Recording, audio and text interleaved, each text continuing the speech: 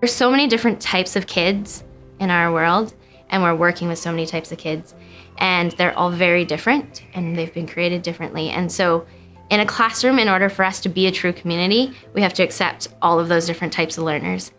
I would see a lot of our kids coming in, and they would struggle with concentration, or they would struggle with just being like their brain would be going a mile a minute, and their bodies would be going a mile a minute, and they weren't able to focus in on what the job was or the task was.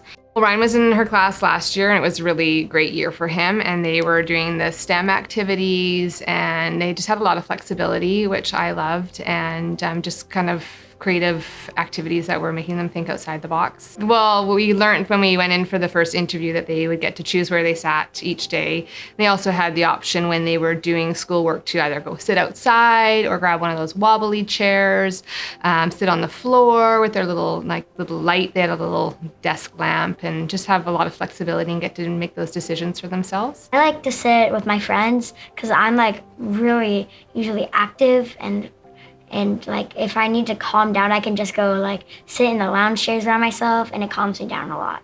My favorite thing, well, I have two. It's probably gonna be like standing up at standing desks and working, because I love to stand and get my energy out. And then also I really like to sit in the wiggly stool.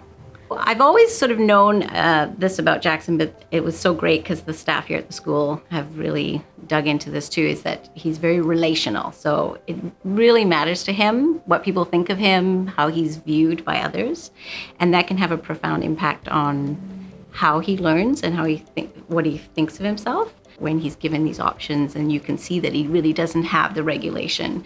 It gives you an opportunity to sort of say, what's going on here? My friend Jackson, he's like my best friend. Like Jackson likes to sit in his little office. He has like this desk that's the square, and he has all his stuff in there. He always gets really distracted, and he's like running around.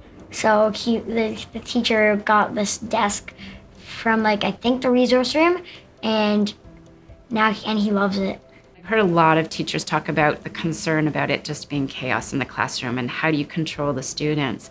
And I think that in the classroom that we have here, it's a perfect example of how the students have adapted to it and how they use it as tools.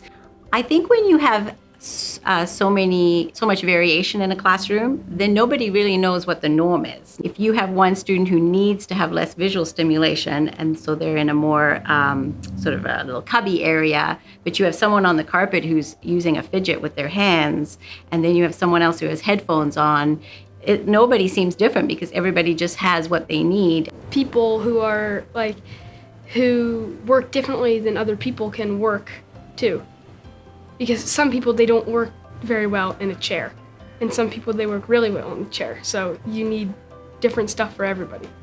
I would tell other teachers who are thinking about doing flexible seating or self-regulation skills teaching to start small. Even just having a standing desk. You don't have to jump right in. Like you don't have to have kids everywhere right away. You can just have a couple options for them to choose from. In a society where they're all going to be different, they're going to be working with different people, doing different jobs.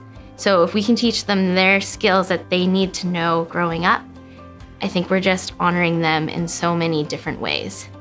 And flexible seating is one of those ways, and giving them those options is a way of honoring who they are and who they've been created to be.